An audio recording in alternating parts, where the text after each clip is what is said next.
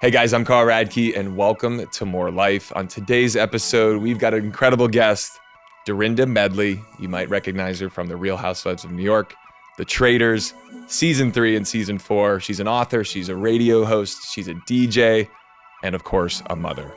Excited to dive into this chat. We are coming live to you here today from Soft Bar in Greenpoint, Brooklyn.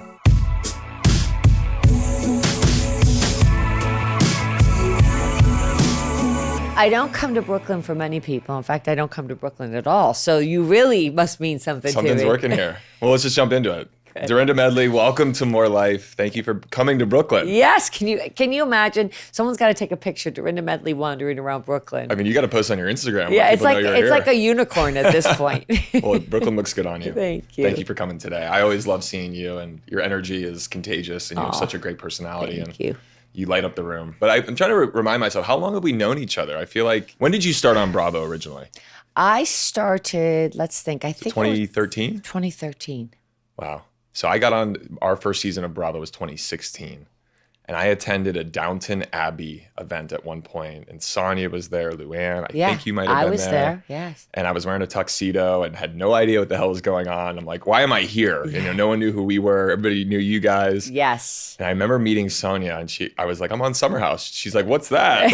It was classic Sonia. Well, you know why? Because that was the height of you guys the Housewives franchises. I mean, and for New York, we were kind of like the jewel in the crown at that point. You were, and you guys have. And look at us now.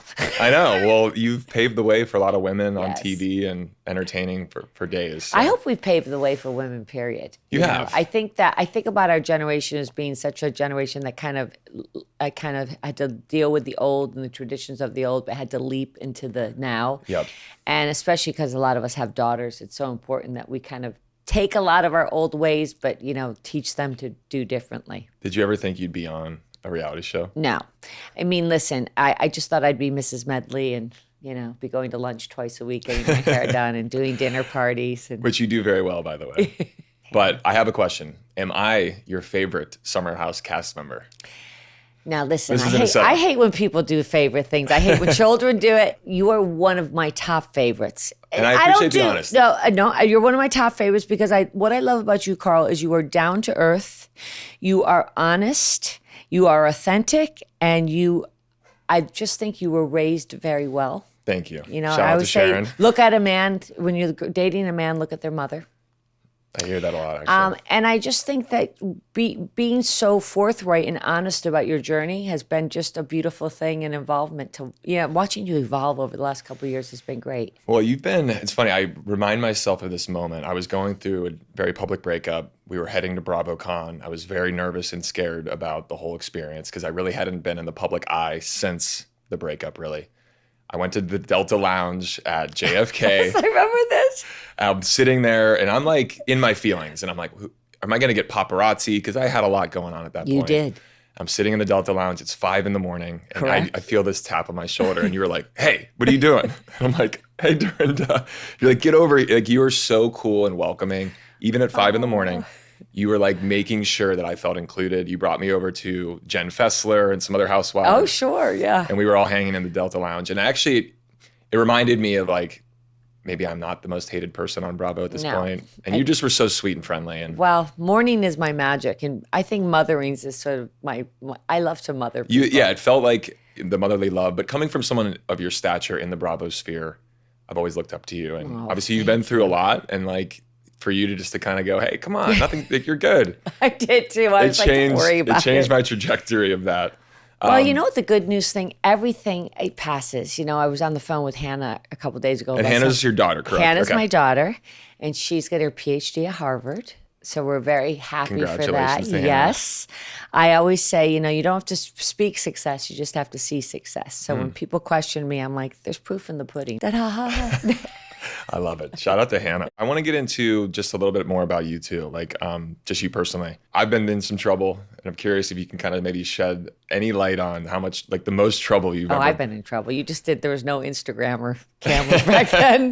That's the good news. I appreciate the honesty. I can tell you to the penny what's going on in my life. There's nothing that doesn't slip by me. I'm like a tax expert. So if all my housewives who sometimes they talk to me about their tax situation and I cringe because I'm petrified of I mean, I feel like you gotta give some more tax advice. I'm very good at tax advice. I might- asked someone the other day about something about a trust situation, and they had no idea what they were talking about. I was like, And you know that's it. frightening. I want to get into like, more like the personal stuff. And I think, you've shared a ton on Real Housewives of New York. You've shared a ton publicly. I've gone through a lot publicly, and grief and losing someone we love. And if you're comfortable, I'd love to kind of ask you a few Yeah, of questions about course. that. I mean, your husband, Richard, all right, rest in peace. And, Yeah. I know is the love of your life and all the things, but can you talk to me about just like what made Richard so special to you? Richard was that person I never thought would come into my life, because after I separated from Hannah's father, I kind of How long were you married to Hannah's father? Well, I was married to Hannah's father for like 11 years, but we kind of separated like 3 years before And that. you were all living in New York City at that time? No, or- so I was in London. I lived in London for 10 years. Love it. We kind of started off in Hong Kong, then moved to Vienna, then moved to Paris, and then ended up in London. Because at the You're time, amazing. I just love hearing like Vienna, Paris. yeah, but I was living in London when Hannah and Hannah's father and I separated, and then moved back to New York. And it's a funny thing, like Ralph, who's a wonderful guy, never stopped loving each other. We just knew that It wasn't we right. were in each other's. So this is going to sound incredibly traditional and probably ridiculous to a lot of people now. I knew that probably we shouldn't be married anymore, but I also didn't want to change Hannah's life. So I kind of made a pact in my mind that I would just raise Hannah. So Richard sort of just kind of fell into my lap. How did you guys meet originally? Oh my God, it's such a funny story. I was his real estate agent, Wow. and he was dating like a 26-year-old. And I remember thinking at a time, what is that older man doing with such a young girl? It's kind of gross, you know what I mean? But I do want to. And he ended up renting the townhouse that I ended up living in. Wow. And after he rented it, like 7 months later, he called my firm, Mercedes Burke, which was, I don't even know if it's still open. It was a small boutique firm. And I had an Italian partner that we ran New York. We were like the glamorous blondes that were selling and renting apartments. It was a great job. And he called and she said to me, hey, Mr. Medley, Dr. Medley wants to speak to you. And I remember turning to her and thinking, he can't take the commission back, right? Because I've already spent that. I mean, that's so gone. Because I'm thinking, why is this guy calling? And he called to invite me to the Time Warner party, but I was already going with someone else. Oh, wow. Yeah. Did you tell him that in the moment? No, I don't know. I think about this all the time. I said, how dare you ask me out on the same day as the Time Warner party? Who do you know I have a child? Who do you think? And then I ended up running into him at the party. No way. And he then was after there. that, it was fast and furious. But, my Ralph, Hannah's dad, headed off with him. He just handled it correctly. He didn't try to replace or overwhelm. Richard was slow and steady. I love like hearing like the way you kind of navigated the co-parenting. But it was really crucial to me that anyone that I brought into Hannah's life, most importantly, but also her father's life, he had to become part of the family, because I don't believe you stop being a family because you get divorced. I really Did don't. you guys, the three or the four of you, ever do like dinners and stuff? More than that, Ralph was the first person I called when I found out Richard was dying. Wow. And he rushed to the hospital and never left my side. I mean, that's amazing of him. And I'm really sorry for your loss. Yeah, oh yeah. Listen, it's been 14 years. I don't think I was writing yesterday about grief, because I'm writing another book. I know a thing or two about a thing or two, and I was giving sort of steps. I was listening to this monk speak about it recently, and he said, it's sad that people don't realize grief and love are just, they live in all of us.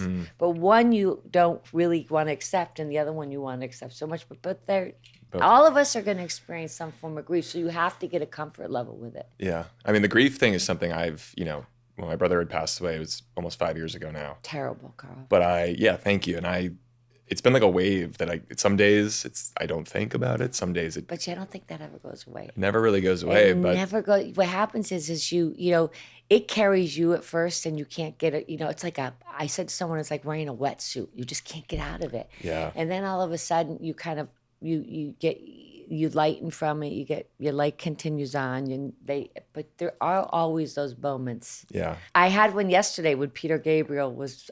It was at a restaurant. And he was singing "Book of Love." Yeah. And we played that at my wedding, and I had a moment where I was like, I miss Richard. You know what I mean? But So then it's manageable now. Does music kind of hit a note sometimes with memories of him or things? Very much. And I'm the same way with my brother. Guns N' Roses was a band he loved. And I was at a barber shop in the East Village where I normally get my hair cut, which, by the way, I have to shout this out. Anderson Cooper also goes there. And I saw Andy recently, and I was like, I think Silver Fox is at my barber shop. And he's like, no, Anderson goes to this random little East Village place. That's believable. I go there because it's a nice spot. It's very clean and simple, but they play classic rock. I was there. Which I love. There maybe about 8-9 months ago. I'm sitting in the chair getting a haircut. Sweet Child of Mine comes on. Song ends, starts playing again. See, I don't think that's random. It's crazy. And I'm sitting there, I go, that's my brother. That's my brother. And I think you have to acknowledge, the thing I think that's the gift of, if there is a gift of losing someone you love, is like you realize like they really are never gone.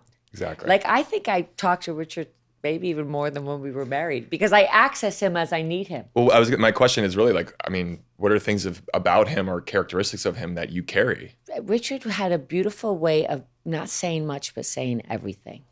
And I think he was the first person that really showed me that he just always did the right thing. If people were looking, weren't looking, he didn't speak of it. He didn't shout out about it. When we had Richard's funeral at Brick Church, the people that showed up, that I had no idea, the dry cleaner delivery guy, the parking guy, all of them cried. He just had this beautiful way of, he said to me something one day that always said, he said, if you listen, everybody has a story to tell, but it's up to you to listen. Everybody's got a story, Dorinda Medley. Those are great qualities. I mean, yes. Sometimes like doing the right things. If you listen, everybody has a story. And it is true. Start a conversation with a random person. All of a sudden, you're like, wow. Oh, yeah. You get out of your own head real quick yes. and realize, you're not the only living, breathing That's thing. It. And they have a whole life when they leave you. Because, we have a tendency to be narcissistic and think, well, you don't have a life beside when now you leave me, my life, right? And then you realize people have homes and children and successes and losses. And it's a really beautiful way to just connect. Yeah. How has your relationship changed with grief over time? I think grief is just... Now, here's an interesting thing.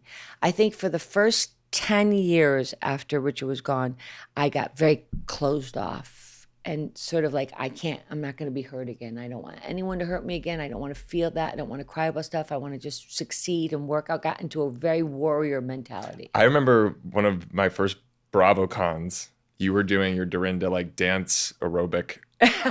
You were unbelievable. It was incredible. Like you had the onesie unitard. Oh my God, that was Francis was dancing. You had the big socks, and I was like, we did it with Andy. Yes, you were on stage dancing. I felt like that was your workout era. Yes, and fitness. Well, I era. was a huge aerobics teacher. That's why. Sorry to cut you off. It gave me extra income. And I think now that time has passed, I feel I feel more open. I was even saying the other day, and I can't believe I'm going to say this on this podcast because I haven't said it anymore. I'm really starting to date again. But I'm open to it. I'm not dating to get married. I'm not dating to make a statement. I'm just like, I think I'm going to go on dates. I feel like I could share part of my love again safely. Yeah. Well, I mean, it's up to you and whatever you're comfortable with. And there's no real program or kind of Well, playbook. there's not, but you have to be ready for it because quite frankly, anyone before that, I was like, you're not sleeping at my house. You're not coming into my territory. You're not telling me what to do. You're not. Yeah, and now I'm like I broke up with someone I quite liked about 3 years ago because he asked me too much, what are you doing this weekend? I was like, you got to stop with what are you doing this weekend? It's really none of your business. Wow. That's a true story. I was like, I couldn't take it. Every 2 seconds, what are you doing this weekend? My friend looks at me, he goes, but isn't that kind of nice? I'm like, I don't know. But now I think I'd be happy if someone said to me, actually asked that. What are you doing this weekend? You guys know I'm big on routine these days. And whether it's getting out for a long run on the West Side Highway, squeezing in a workout, or just doing the small things that help me stay grounded and feeling good. And once these routines become real, it's not just something you say you're going to do. You start paying a lot more attention to what you're putting in your body every day. That's especially true with supplements. It's honestly a pretty low regulation space, which means a lot of brands cut corners, skip testing, or don't fully disclose what's actually in their products. And for me, trust is everything. And that's exactly why I partnered with Momentous. They've built a reputation as a high trust brand in a low trust category by holding themselves to a higher bar what they call the momentous standard. It's basically their commitment to doing things the right way, not the easy way. Momentous sources really high quality ingredients like whey protein from grass-fed European dairy cows, and their creatine uses the purest form of creatine, monohydrate called CreaPure. Everything they make is built with clinically backed, highly bioavailable nutrients, and they skip the fillers and artificial sweeteners. What I personally love is the transparency. Every product is independently certified by NSF for Sport or Inform Sport. So it's tested for contaminants, heavy metals, banned substances, and it verifies that what's on the label is actually what's in the product. And if a product doesn't meet their standard, it simply never makes it to market. If you're someone like me who's trying to stay consistent, whether that's workouts, recovery, or just feeling your best, you really can feel the difference when the quality is this intentional. Right now, Momentous is offering our listeners up to 35% off your first order with promo code LIFE. Just head to livemomentous.com and use promo code LIFE for up to 35% off your first order. Something that I think about is, you've shared, your story on the show on Real Housewives of New York a lot. It's the topic of Richard's been covered over and over again. Over and over. Yeah, and this, I'm glad you mentioned the over and over. My brother's passing was a big part of Summer House. There's a period of time where I almost felt like people got tired of hearing about it, or maybe that was my own personal feeling, but I think it's your own personal feeling. I think that anybody that brings something like that on a show, for me, I think I realize how many people it helped. And those kind of things people don't feel comfortable talking about. So if you don't bring a comfort level to it, who is? Yeah. That's so I just feel like we're going to do this new show in Palm Beach called The Golden Lives. We're starting in 2 weeks. Congrats. And thank you. And I did say to them, I don't want to talk about Richard so much anymore. Not because I don't talk about him with myself and he's still in my life, but because I want people to see what survival in life looks like after you go through all these things and who I am today. Thank you for saying that. Because I feel sometimes there's an element, I wrote this book and I talk a lot about my brother and people want to know more about it. But after a certain point, it's I've talked about it and about it. And a part of me just wants to live my life and embody just overcoming and still trying to stay, honest and authentic. I say life is a quilt, and every patch is important. And that patch tends to be a very significant patch. So you can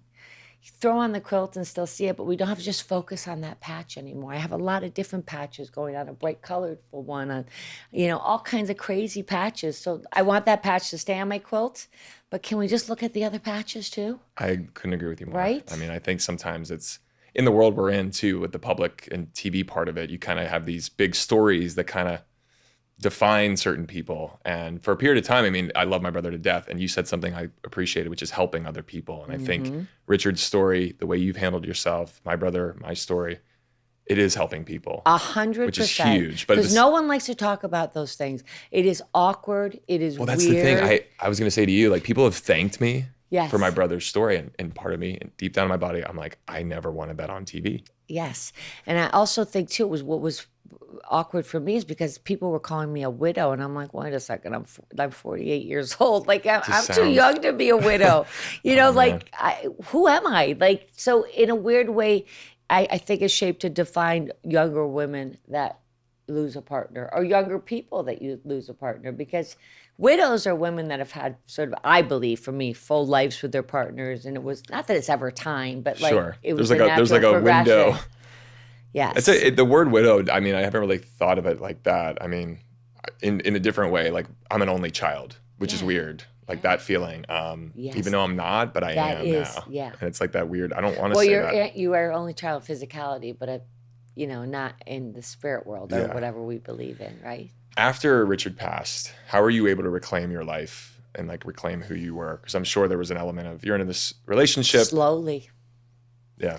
The first year I think was hell, and just a lot of, in 1 year I lost Richard and Hannah went to college. Wow. So all these identities that I really loved, being a mother, being a wife, but they all left, and it just was, oh my God, really hard. It was very hard. That's why I'm always so thankful to Bravo kind of coming along, and some people didn't understand how I did it. I think almost 2 years after Richard died. But it was almost therapeutic for me. And it was the first thing that I kind of had that didn't require me to be a mother or a wife or a daughter. And I just got to be Dorinda. To be you. And so in that way, I'll always be thankful to Bravo because it was a very therapeutic thing for me. And listen, sometimes they did a good job. Sometimes they did a horrible job. But I was always me, and it was who I was authentically at that time. Yeah. And I took the audience on that journey with me. But listen, not only was I very sad and griefful after Richard passed and things, I was angry. Yeah, the resentment. Because I had worked so hard to have this beautiful life, and in my mind was deserving. And how could for me, how could God do this to me? I was never a bad person. I followed the rules. I did the right things. I was a good mother. I was a good daughter. And this is what you do to me at 48. And I did go through a little bit of that. And I appreciate your honesty because I think my mom with my brother has been angry. Yes. And I'm like, it's hard when you hear your mom talk like that, but I see it sometimes when she's grieving. Think anger is a huge part of grieving that people don't talk about because you're just supposed to be weeping and sadness and walking around and just vulnerable and stuff. I was pissed. I was like, this is fucking bullshit. It was. Yeah, no. And I was one of the people that really was the rule follower. Like I remember when, I think it was Andy said to me at the beginning of Housewives, if you have any skeletons in your closet, they're all going to come out. I'm like, I really don't. We weren't allowed to have skeletons in our closet in my house. It's all out like there. You were straight and narrow. You were a rule follower. You didn't do things to upset your parents. I mean, I'm curious, like you mentioned the Housewives and like that time period when Richard had passed, how, can you talk to me a little bit about like just the cast and how they rallied around you or how they showed up for you? I always talk about this, obviously I was friends with Ramona long before I went on the show, as I was with the other girls, but I never remember, Richard died like mid-November, and we all know that Ramona's birthday is mid-November because the whole world knows when Ramona's birthday is. It goes on, it used to go on for like a week, and she called me up and she said, I know that you're going through something very bad, and I know you're sad. I like your Ramona voice, by the way. She was part of, obviously kind of helping me through this terrible time of losing Richard. But I think you should put on a nice dress and you should come to my birthday. 1 hour. We'll come, you'll see some people, you'll maybe have a drink, and then you can go back home. I insist. And I thought to myself, I felt two things. I thought, is this disrespectful? And then the other part of me was like, I just didn't know if I had the ability to know how to communicate at that level, because you're kind of in this other level where unless you're communicating with like grief, you don't really have you don't know what else to say. Skills. Yeah, you're like people a robot. People are like, how are you doing? You're like, what? Yeah, like, excuse me? Yeah. What do you mean, how am I doing? What? Not well. You know what I mean? So you kind of feel a need to somewhat isolate, like taking a walk and brushing my teeth. My mother would call me and be like, did you brush your teeth? Did you wake up? Did you go for a walk today? I'm like, I did. And that was sometimes enough. Yeah. Well, did you ever have like, you're sad, you're angry. Did you isolate because you didn't want to bring that negativity to other people? Well, I just, I consider myself quite smart and quite like, I consume things at a level, and I've never had a lot of space for like bullshit. I don't have a lot of gray, which is something I try to work on because it's not always works to my favor. But I just didn't have any time, like literally like a week after, or maybe even less after Richard died, I was walking down Park Avenue and the woman goes, oh my God, I heard about Richard. How are you doing? And I'm thinking to myself, what a stupid question. Yeah, horrible question. Like, tell me how to answer that. Do you want me to answer fake? Do you want me to give you platitudes? Do you want me to make you feel better? Yeah. And I said to her, it's great. Because I couldn't. Yeah, like what do you say? Like, just say nothing. Yeah. So instead of being that person, I just felt like I had to be careful about the energy I had to surround myself, because death makes people awkward. 100%. It makes them so weird and awkward. Why do you think that is? Because none of us think we're really going to die. Yeah. We really are so narcissistic and conceited that it still surprises people. My mother said it perfectly one day. We have a huge Catholic cemetery. My mother goes, look at that over there. Look at all those people. Yep, one day we'll all be joining them. Hi, people. Yep, we'll be there. Hopefully not soon, but yes, we will. But she's so right. Right. No, it's like it's definitely awkward, but Yeah. it's like the elephant in the room that nobody really wants No to one talk wants. about. No, we're all going to live forever. I like to think that. Yeah, well, and therein lies the problem. Yeah. So when people talk about this thing called death, it's almost like the plague. No, not Yeah, that. watch out. I don't want to catch that. Yeah, I mean, I've I've struggled at times talking about some of the grief. Yes. Because also hearing other people's stories too, like it reminds you of your own. And as much as we help other people, sometimes, like last night I was at an event with Kyle, and a few women that were there had lost sons to overdose. And I give them a hug and I talk to them. But then I like get home last night, I'm like, I just feel terrible. Like I'm glad I made the connection, but that's overwhelming. have you had women that have met you and been like, listen, I lost my husband too? All the time. Husband, children, sisters. How do you navigate that? I listen. Yeah. Because I think when you try to give too much advice, it can work against you. Sometimes I just listen and I say, tell me about that person. How long ago did it happen? That's really I promise you it's going to get better. It will never go away. See, that's the thing. I think if we could teach anyone or everyone or teach people, there is no like buzzard or time period. Like it really doesn't ever go away. Yeah. But that's okay. Yeah. Because you grow bigger than it. What starts off as huge and overwhelms you, it takes its place in your body, like your heart or your kidney or this, and you know it's there, but it doesn't go away. Like I don't think there's going to be a day. I'll probably be 90 years old if I live that long, and listening to Peter Gabriel's Book of Love, thinking, I miss you, Richard. You know what I mean? And love is forever. Like, I know it sounds so corny and people say, but love is really an energy that's forever. Once you sort of have love, even if it's in a first boyfriend, it lingers. It's an essence that's forever. It's a beautiful thing. Yeah. I want to jump into more of the TV world. Okay, go ahead. And I know you watch Summer House. I do, and I love it. And boy, is it a salacious season.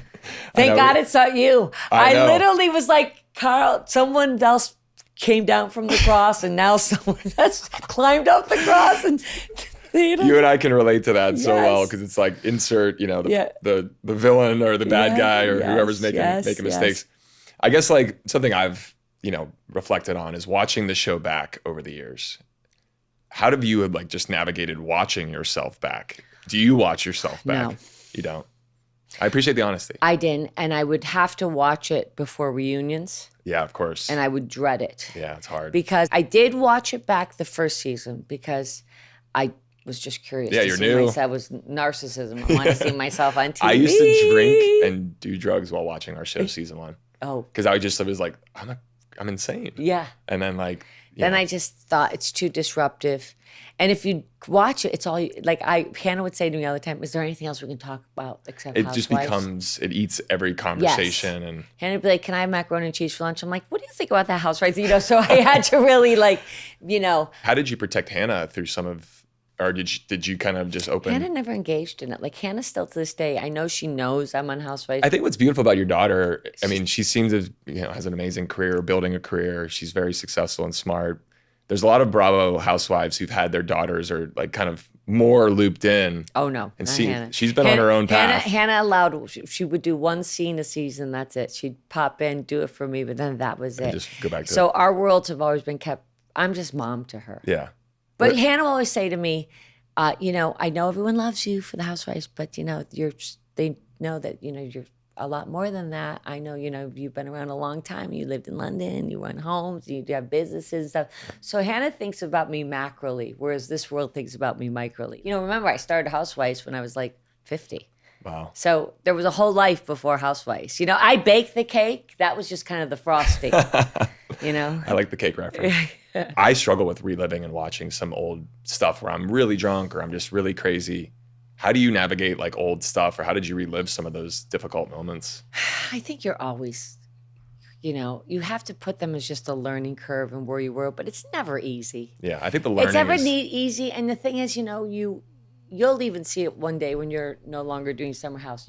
You just were that person in that moment, and you were your authentic self, but you evolved from it. And I can't imagine now screaming, I tell you how I'm doing, not well, bitch. You know what I mean? But obviously it brought a lot of joy to people, or clip, or your vagina's a Holland tunnel. I mean, these were terrible things, but they were cult classics that worked at the time, right? Yeah. And, you kind of just have to embrace it. Embrace it and laugh as the world laughs with you. The laughter over difficult or things that you're not proud of? I mean, people still yell out to me on the streets, you know what I mean? So I'm like, okay, the macro outweighs the micro. Yeah. Which, by the way, not well. How am I doing? Not well, bitch is easily one of the funniest and coolest, hilarious To things. Candace Bushnell, no less. Classic.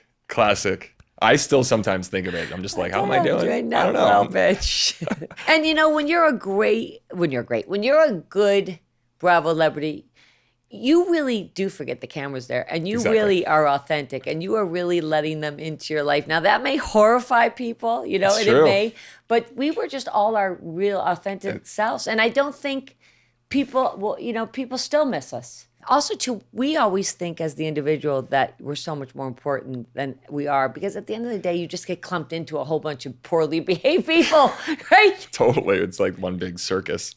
You know, what's so weird? I can't even imagine you drinking anymore. Isn't that so weird? crazy. Like when you were talking about it, I can't even visualize you drinking anymore. I can't, like, I've West and Jesse, they've never seen me drinking ever. That's crazy. And Wes right? hears all these stories and he's like, I kind of want to meet that guy. And I'm like, no, you do not. you know. I was a nightmare and I was a lot to deal with. And what's interesting is some people will ask me, how do you film the show while not drinking? But I said, like, when I first told Kyle and Amanda and others that I was like getting sober, they were like, thank God kind of thing. It was. And did you date Lindsay through that?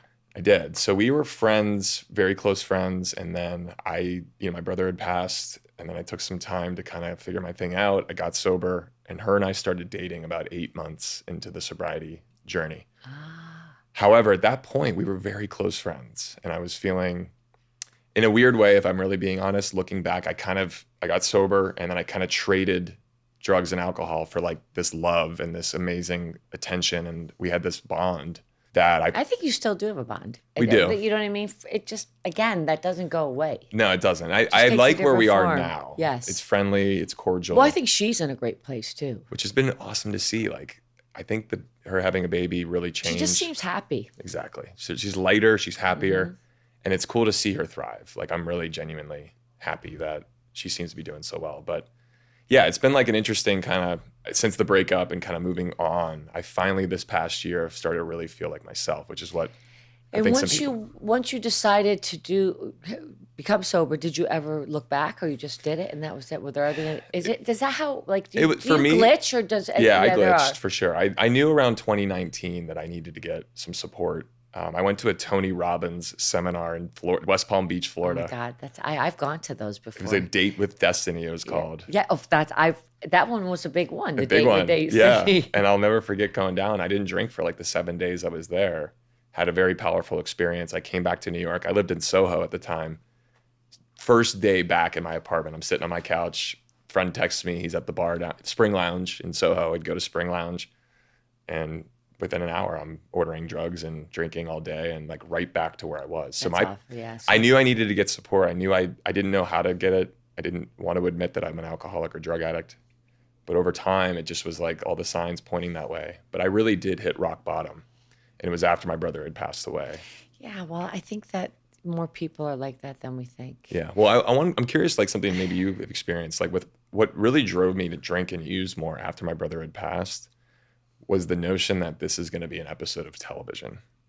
And between you, me, and all of our listeners, I mean, I called some people at Bravo the last day I drank and used because I was so scared and angry and sad because I couldn't understand how my brother passing was going to be a moment on a Summer House episode. I just couldn't handle all of that. And then also I wasn't sober. I mean, Richard passed before I was on the show, so I don't know how you did that. Yeah. That's a lot. Like I have to. You had some time to kind of. Yeah, I had time, and I allowed myself to be in a place. I mean, also too, that's your brother. You know, I mean, that's really. I don't know how. Honestly, I don't know how you did it. Yeah. Well, I think part of, and you said it earlier, which I really relate to, which is helping other people. And it sounded like Richard at his core was just an incredibly kind and generous man. That he would take his shirt off his back for the janitor or the executive of JP Morgan, you know. I also felt like, I feel like too, you know, because it happened before I was on Bravo, that I had a time to make a choice to bring it on or not. Whereas you were right in the midst of it. Well, and that's kind of what's interesting. And I almost feel like people Which I really, I guess just out of stupidity, I didn't put two and two together, you know? Yeah, well, people thanked me early on and I was like, for what? Yeah. I don't want this on. And But yeah. What did your mother think when she saw that? Was that hard? Did you have a moment where you're like, oh my God, my mother's going to see me go? And it's interesting because my mom was the one who called me that morning. And what's crazy is like, I went home to see my parents for the funeral, and my mom and my dad had been separated. I drove home to my childhood house that we grew up in. My mom and my dad were standing in the front yard, and they hadn't been like cool since the divorce. But that day, the three of us stood in my front yard where I grew up, where my brother and I. Well, because everything changed. And it was this weird like Band-Aid that like ripped off, and then we like bonded again, and we were like family again. Isn't it amazing how that happens? But it was crazy how it all came together. But you asked about my mom. A split second. It is. But my mom is she has resentment and anger about the whole situation because my mom has taken on my brother. My brother has a daughter. He has three children. His eldest daughter, my mom has full custody and takes care of. My niece, Vera, is with my mom. So how old is she? She's 17. Oh my God. And she looks like me and my brother and she looks like one of us. But you know what? Maybe that's such a saving grace. Well, it is beautiful. And I think because she has to get up and she has part of her father. It gives her a purpose. And also I think me getting sober is a gift that I've given her in a weird way. And I don't call her. I used to call her at 6 a.m. coming home from a rave in Brooklyn, saying wild things. Now I don't call her like that. I call her with good things. I show up for her. So the sobriety part of your mom's been through it. She's an amazing woman, and she's really you could tell that when I met her. You're right. Yeah, she loved you. She still talks about you because you were so kind to her. You know, it's just amazing what women go through. Really, mothers and stuff. What they women are resilient and strong as hell. And they just get up and they just keep it moving. Look at that. She loses a son and then raises the son's daughter. Yeah, it's really crazy, and all of it is, you know, my brother's daughter is being really well taken care of. My mom always would joke when we were younger, she wanted a girl. So she kind of got that in a weird way. But it also put a little pressure on me now because I want to get married. I do want to have a family. And my mom's getting older. I want to give her grandkids. Yeah. And it's like I feel a slight pressure. I'm doing well. But yeah, don't worry about that. Your mother just wants you to be happy.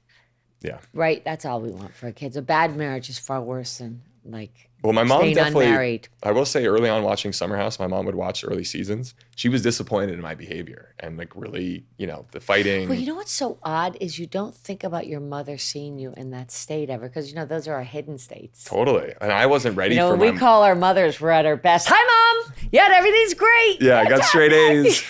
Got 100% on the test. Oh, you did great. Good. You need no, you know. She would say this exactly verbatim. I used to throw things at the TV because she would see me on the show and really struggle with kind of how my behavior was. She also is very, I think, critical also of just what she was watching. I'm curious from like just your own perspective on the show. Did you have people in your life critical of you that?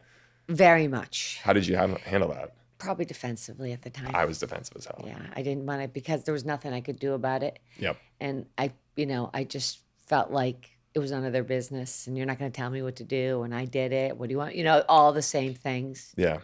And to be honest with you, I'd probably act the same way today. Because, you know, I was like, this is my decision. Yeah. And, you know, I felt like at the end of the day, the good outweighed the bad. Yeah. And it got me to another place. Yeah. And, you know, it built a whole new life for me that I probably wouldn't have had. I mean, I often think if I hadn't joined Bravo, listen, I'd have a beautiful life and things, but I'd be a totally different person. I mean, do you have any regrets about joining Bravo? No. But I'm not a regretful person. I love that saying. I just don't have a time for regretting. I think everything you do, good, bad, ugly, happy, sad, they're all tools in your toolbox. All of them. Some are bigger, some are smaller, some you don't use anymore, some are rusty, some you should probably throw away, but they're all tools in your toolbox. You know what I mean? I think you said something that sounds like I relate to, which is more about the show can teach you things about yourself. 100%. And I think if you have that mentality, I mean, look at the woman you've evolved to and all the things you've done in your life, but being able to receive that feedback and criticism yes. and look at yourself in the mirror. It's good. It's really healthy. I mean, even just physically looking at yourself, you're like, what? Like, you know what I mean? That's jarring to begin with. Oh my God, like drunk or. And then when, you know, it kind of, it's a great way to check yourself, you know? Listen, we just did the ultimate girls trip at Bluestone Manor. We did the finale at Bluestone Manor. Sweet. Which was unbelievable. Shout out to Bluestone. Which was the most bizarre thing to come down my stairwell and see Portia, then, Luann, then Kyle Richards, then, Sutton Stratt, then Teresa, full all circle. over Bose, all these people all wandering around my house at Bluestone Manor. I mean, that was a surreal moment, right? There's only 168 housewives in the world. Wow. Think about that. We're like unicorns. And to each of us have this relatable experience that we have a sisterhood. Like, we can talk to each other. You can talk to me about this because we have a secret world. Yeah, we know. And as much as it's hard, and sometimes it's shitty, and sometimes you're thinking, why in God's name am I doing this?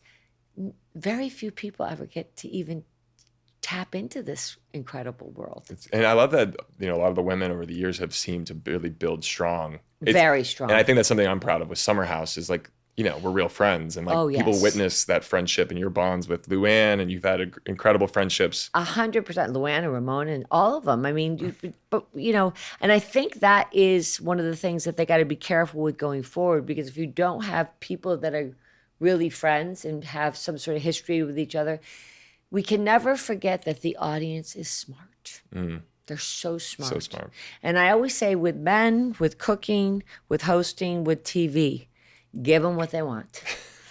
Just give them what they want. Like Hannah always men hosting and TV. Men hosting TV.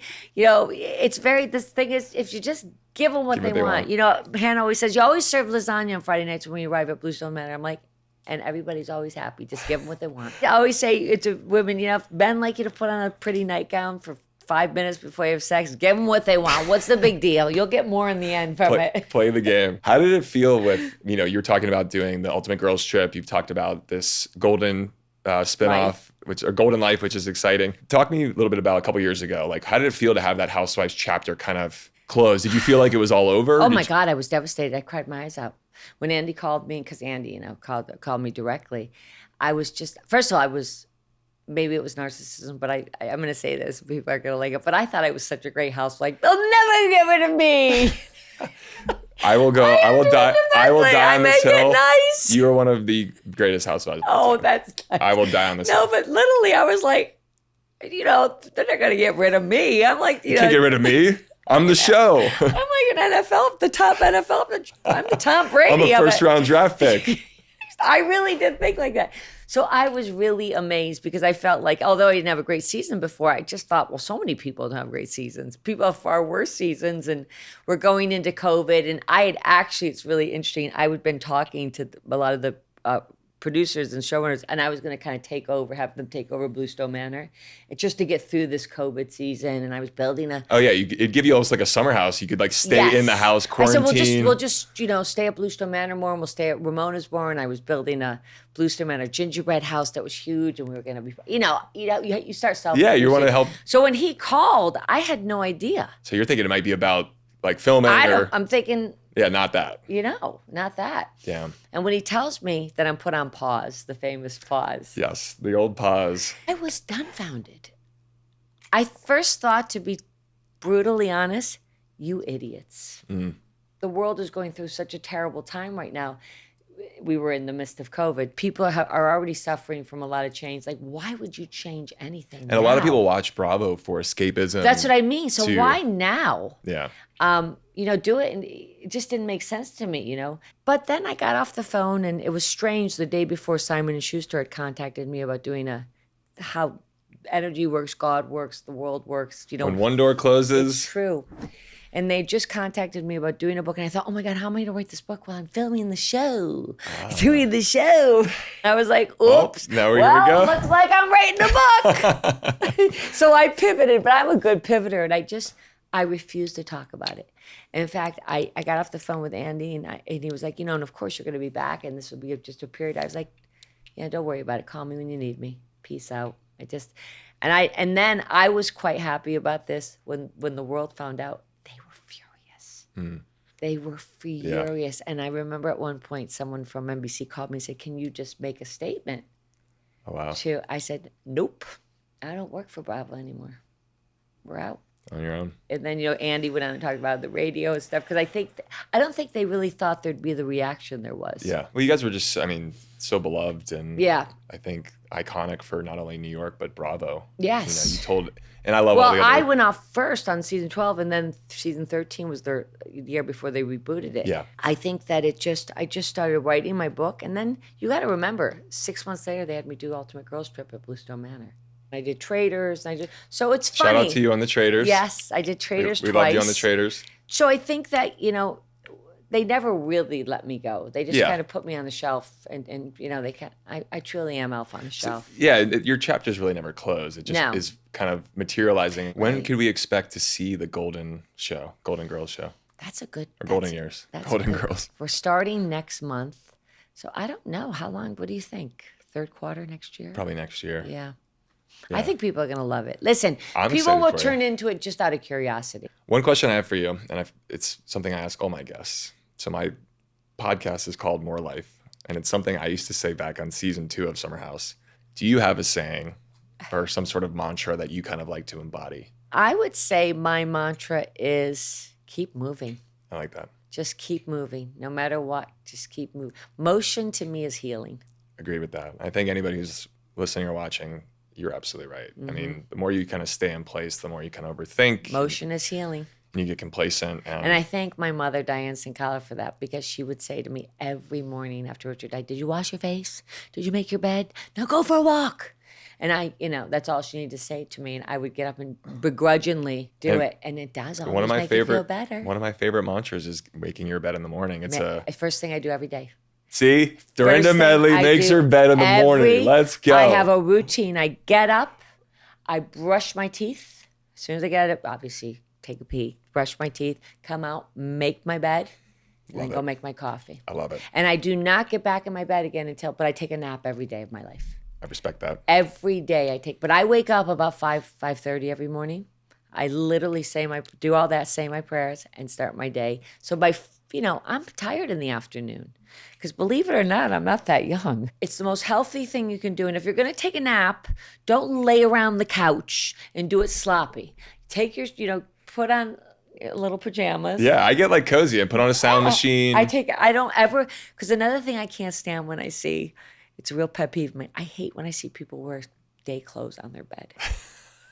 It's I'm like, you so you definitely watch Summer House. You will be in a cap.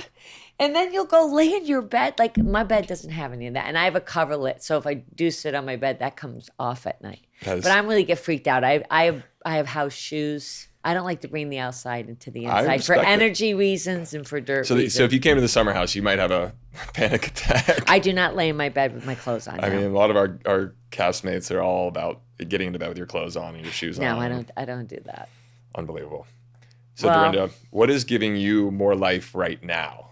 Is it Hannah? Is it the new show? What's giving you more life? Do you know what's giving me more life right now is just, I was thinking this is such a beautiful time in my life because I just have freedom. Yeah. Especially for a woman, to be able to say that I'm free. I can travel where I want. I have a little bit of financial freedom. I feel good about where I am. Thank God I'm healthy. I just have freedom. Freedom is a really incredible thing to have. You look you're glowing. You have such a great energy. And I feel like you deserve all of this freedom that you've worked hard and had to pay the price for. And that's right. I feel like I did it right. I've honored who I had to honor. And now I just think, I look forward to, there's just a beautiful peace and freedom. Yeah. Well, it's nice to see that. I think with someone who's been through so much, ups and downs, and your authenticity is very contagious. Well, thank you, Carl, for having me. Now I have to go back to the city and interview Lisa Rinna. Oh, shout out to Lisa. Lisa. Well, what's next? Just so our audience, so you've got, you got this show spinning. Oh my God, what's not? Are you still doing aerobics? Are you doing your radio show? Well, I'm DJing, as you know. Okay, let's plug your stuff. Lady Medley. I always say to Kyle, you don't have to worry about me because I'm an early DJer. When people say to me, do you want to do 7 to 9? I'm like, yes. AM. I've done that too. I love it. She's my morning DJ. I will DJ before 11, but someone from somewhere called my agent and said, could Dorinda come and DJ in Brooklyn? It's that crazy place where they do the circus stuff. House of Yes. House of Yes would love to have Dorinda DJ. She'll start at 12 and end at 2. I'm like, What are they, crazy? Like, I don't even want to see what's out there between 12 and 2. I think you okay? could have your niche like morning DJ like thing. Yes. You could do the coffee shops, the rate. Like No, I do. I love evening. I love early evening. And then I do love a morning DJ. But I just love it because my background's aerobics and I was the great mixtape queen. That's how I made a lot of extra money in the 80s and 90s. I sold mixtapes. We By the could do a dozens. whole other podcast about your mix. My mixtapes were amazing. I was born in 85, so I do remember the cassettes and CDs and all I that. played one the other day, and it literally started, I could see myself, everybody dance now. And I could see myself Great song. with the thong, leotard, the leggings, the neon, the socks. and walking out and being like, come on, everybody. I would pay to take your Dorinda class. Oh, my classes were packed. And you know who used to come to my if the Vertical Club? Ramona Singer. Wow. That's old school, right? That's old school.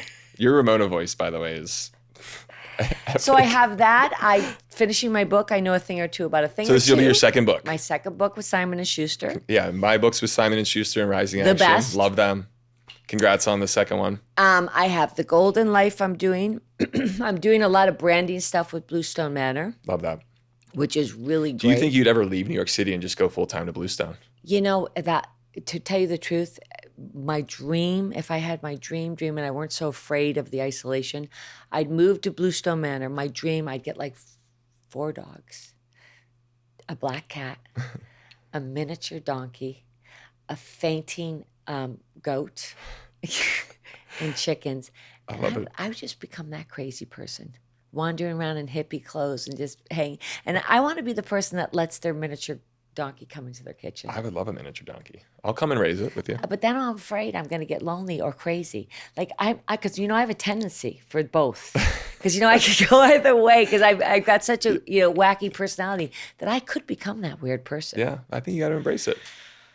I don't know. Maybe we'll do a summer house goes to Bluestone Manor. Oh well, that would be incredible. Kyle can DJ with you. Oh well, that would We'll be bring all the that lover would boy be in. epic. That would be epic. And by the way, you're one of my favorite follows on Instagram because you post early in the morning, and I like people that post at like 8 a.m., 9 a.m. because you can just tell you're alive. And I you're post awake. at 6. I post. You at post 6. early.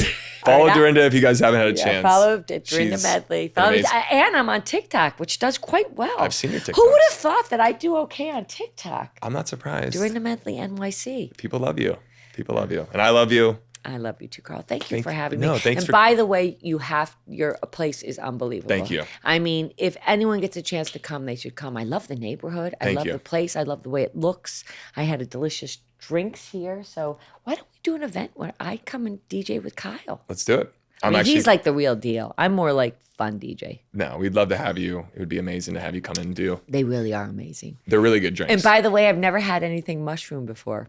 So I actually called Annie and said, am I going to No. be... These are all healthy mushrooms, nothing I said, if psychedelic. I have this drink tomorrow morning, am I going to be able to work for the rest of the day? She's like, no, it's not that. Dorinda was up at Bluestone painting and dancing, having a Well, great I time. have done that before too, but again, not on camera. Not on camera.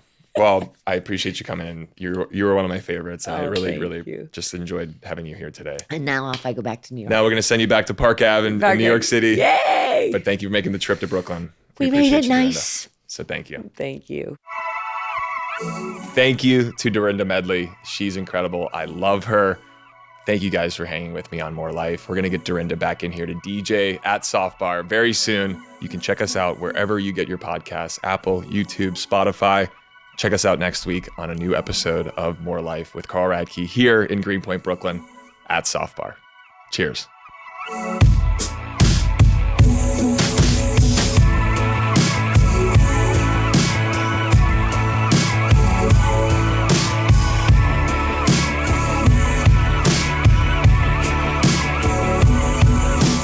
More Life is produced by Annie Siegel and executive produced by Adam Reynolds of Denim Pictures.